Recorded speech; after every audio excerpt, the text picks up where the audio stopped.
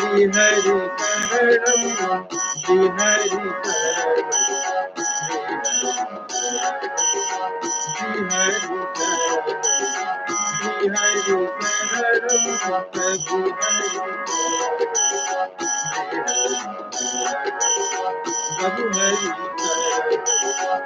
प्रभु हरि श्री हरि शरणम प्रभु हरि शरणम श्री हरि शरणम श्री हरि शरणम प्रभु हरि शरणम श्री हरि शरणम श्री हरि शरणम प्रभु हरि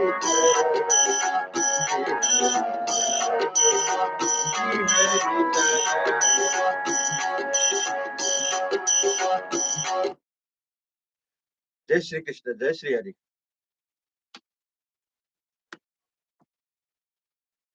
आज म हरिवंश पुराणको 250औं दिनमा छु।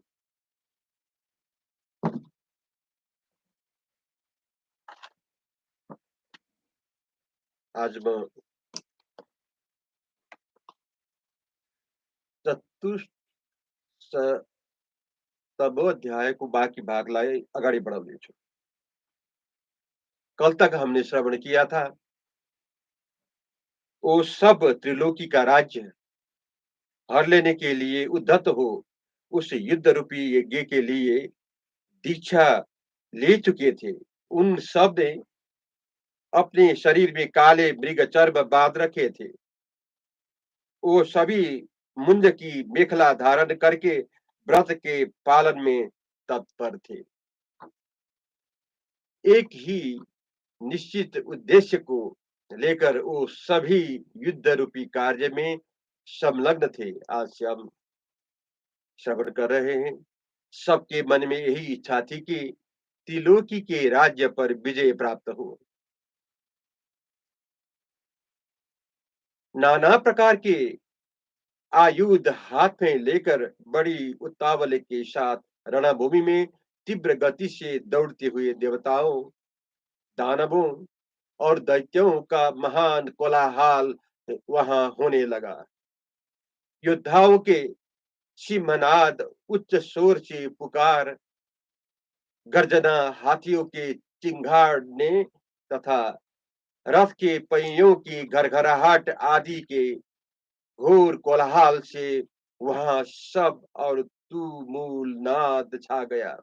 शंख और दुंदुभियों की गंभीर घोष से, घोड़ों का हिन हिनाने की आवाज से, हिमसते हुए अश्वों और गरजते हुए दानवों के सिंहनाद से, उनके चीखने और चिल्लाने तथा उनके हाथ पैर पटकने से भी वहां महान कोलाहल छा रहा था।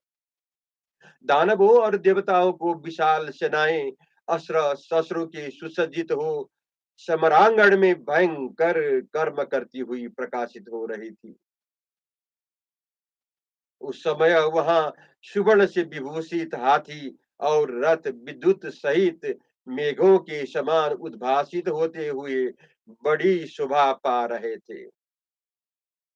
उन सेनाओं में पृथक पृथक सृष्टि, खड्ग, गदा तीखे शूल शक्ति और फर से चमक रहे थे, जो अत्यंत मनोहर जान पड़ते थे।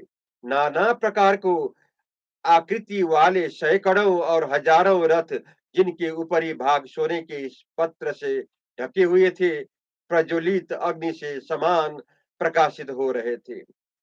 दीप्तिमान सूर्य के समान प्रकाशित होने वाले सुवर्णमय कवचों से सुसज्जित हुए दानवों और देवताओं के समस्त सैनिक आकाश में तारों के समान दृष्टिगोचर हो रहे थे।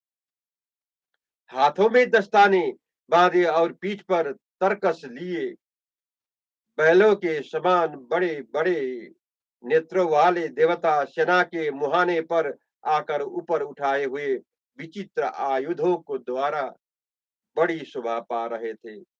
समर भूमि में जूझते हुए रणकुशल योद्धाओं की बहुरंगी पताकाओं और ध्वज पंक्तियों को वायु कंपित कर रही थी। सैनिकों के ध्वज आभूषण किरणें से उन्होंने समान कांतिमान बनाकर प्रकाशित कर रहे थे। दोनों दलों के समस्त पैदल सैनिकों, जो असंख्य थे, पैरों से उठी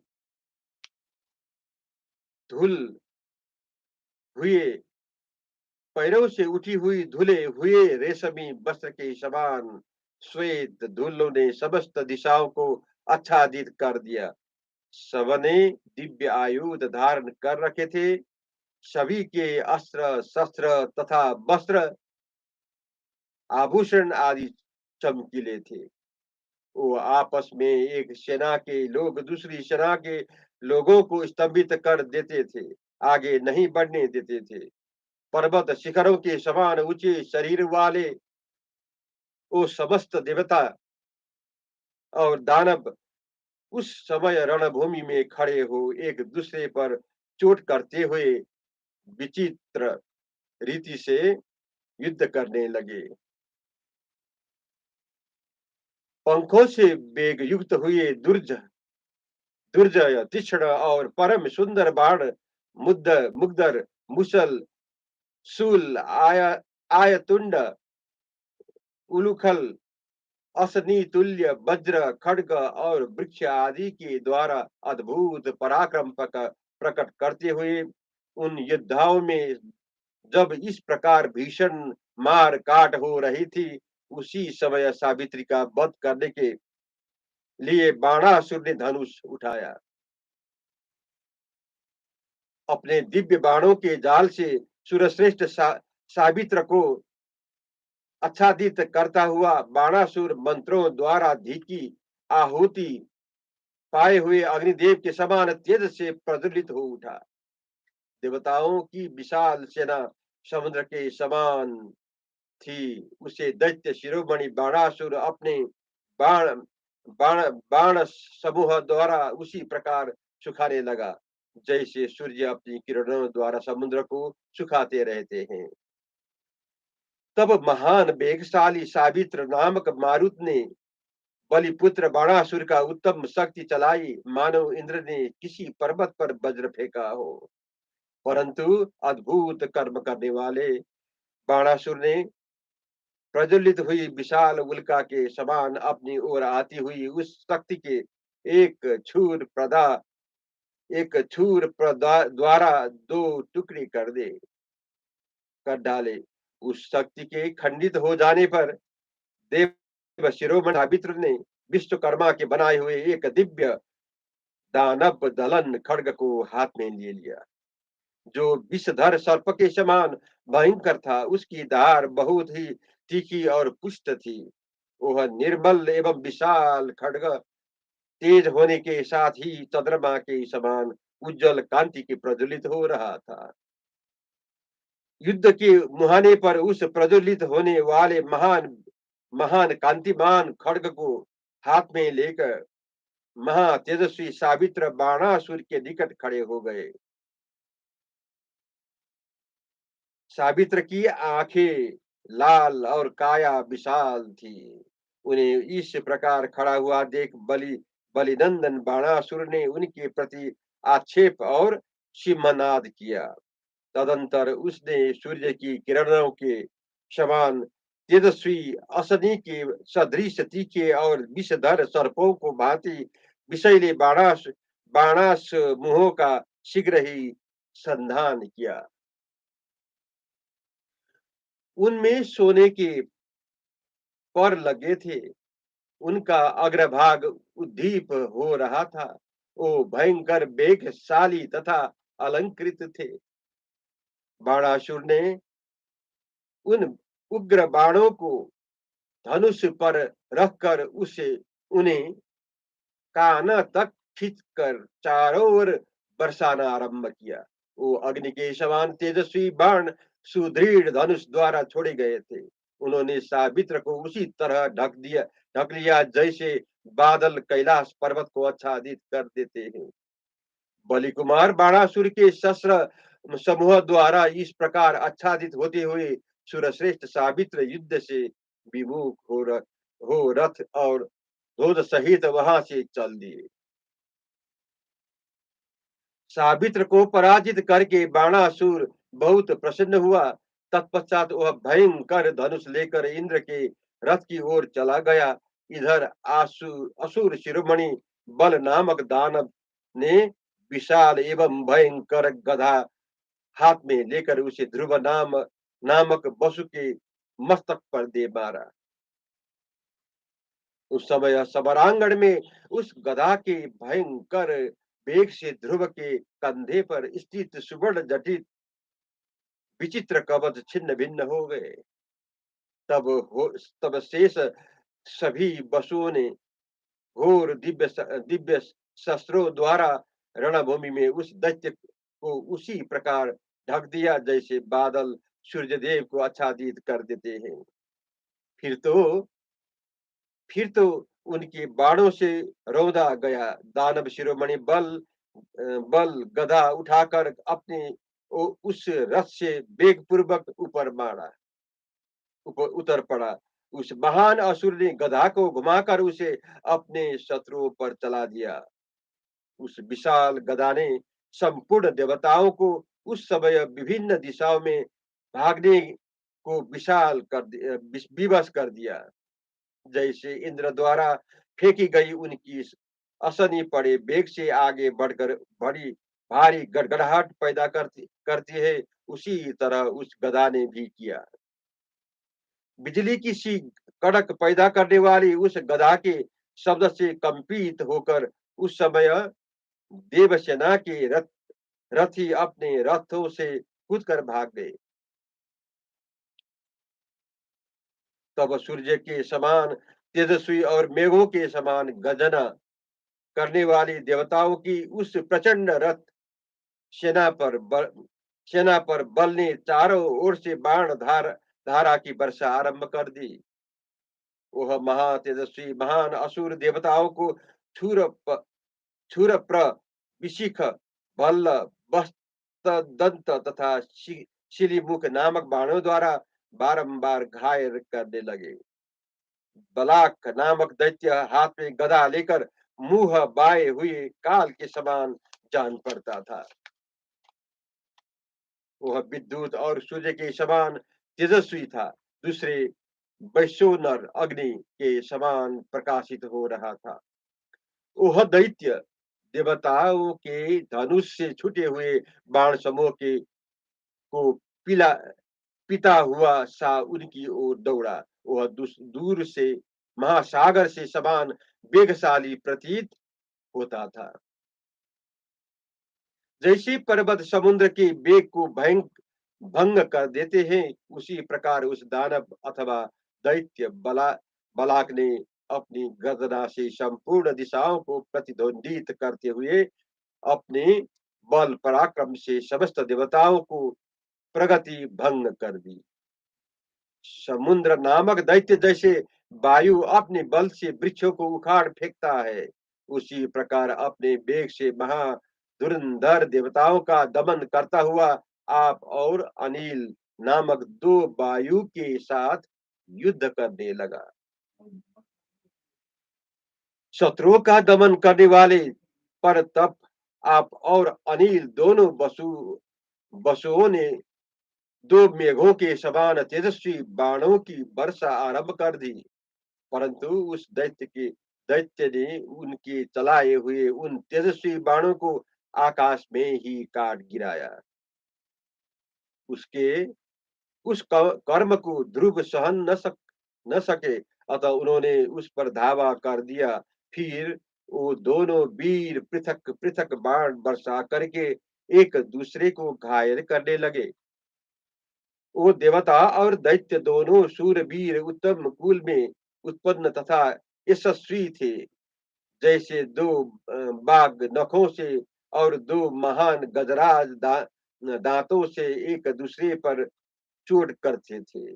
उसी प्रकार वो दोनों वीर रथ शक्तियों और बाणों द्वारा एक दूसरे को छित विचित करने लगे। वो अपने अपने सहायकों द्वारा प्रतिपक्ष के दोनों बलवान प्रतिपक्ष के अंगों को विदीर्ण एवं घायल करने लगे। दोनों बलवान थे, अतः दोनों ही रणभूमि में स्थिर होकर एक दूसरे को आगे बढ़ाने से रोकते और पीड़ित करते हुए युद्ध के विविध मार्गों से विचरते और पृथक पृथक पैतरे दिखाते थे। इसके बाद वो दोनों अभिमानी वीर कुपित होकर परम पर मुदगरों की मार करने करने लगे। दोनों ही तलवार से दोनों के दिव्य ढाल और विशाल धनुष काट कर पर्वत के समान खड़े हो परस्पर बाहु युद्ध करने लगे। दोनों की ही छाती चौड़ी और भुजाएं बड़ी बड़ी थी। दोनों ही मल्ल युद्ध में कुशल थे, अतः वो लोहे के बने हुए परी हो के समान अपनी मोटी एवं बलिष्ठ भुजाओं द्वारा वो एक दूसरे से गुथ गए। उन दोनों में भुजाओं के आघात से निग्रह और प्रग्रह दाव पेच चलने लगे। उस समय वज्र और पर्वत के टकराने के समान अत्यंत भयंकर शब्द होता था, जैसे दो हाथी अपने दांतों के अग्रभागों से तथा दो बड़े बड़े षांड अपने सिंगों से प्रहार करते हुए लड़ते हैं। उसी प्रकार वो दोनों वीर अत्यंत क्रोध पूर्वक 2 घड़ी तक एक दूसरे को खींचते और धक्के देते रहे। तदंतर वसुदेवता ध्रुव बालक नामक दैत्य से पराजित हो रथ छोड़कर भय के सारे पूर्व दिशा की ओर भाग गए। जय श्री कृष्ण, जय श्री हरि।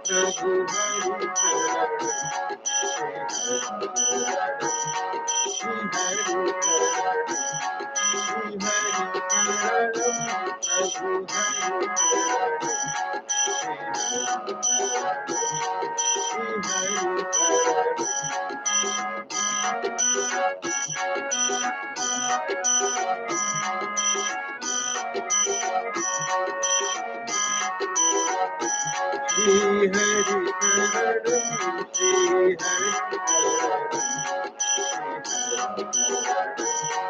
श्री हरि शरणं श्री हरि शरणं प्रभु हरि शरणं श्री हरि शरणं तेरी शिकली कसरी तेरी शिकली कसरी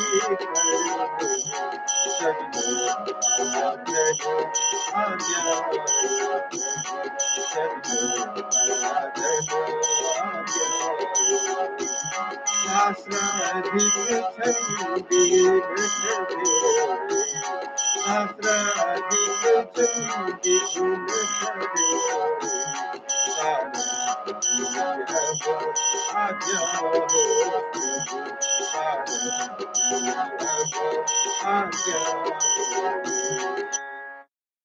जय श्री हरि जय श्री कृष्ण।